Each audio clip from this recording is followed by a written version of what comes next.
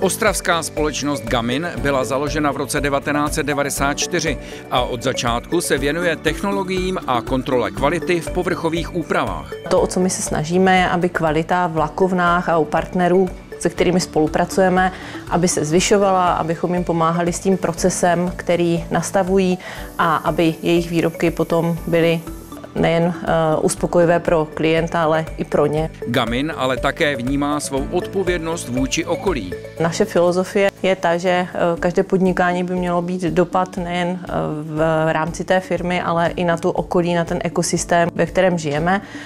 A my se snažíme podporovat další projekty, které tady v kraji jsou. Máme elektrokola, na kterých provádíme hornickým příběhem. Snažíme se chovat férově tady ke kolegům, aby měli spokojený život a nejenom, aby žili prací.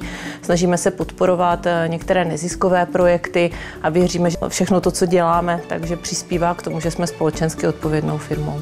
Teď jsme v procesu zakládání nadačního fondu a jedním z cílů toho nadačního fondu je víc představit filantropii i těm, kteří se zatím tou filantropií moc nezabývají nebo ji nevnímají jako důležitou součást podnikání, takže to je určitě jedna z našich vizí, ve kterých chceme se dál posouvat.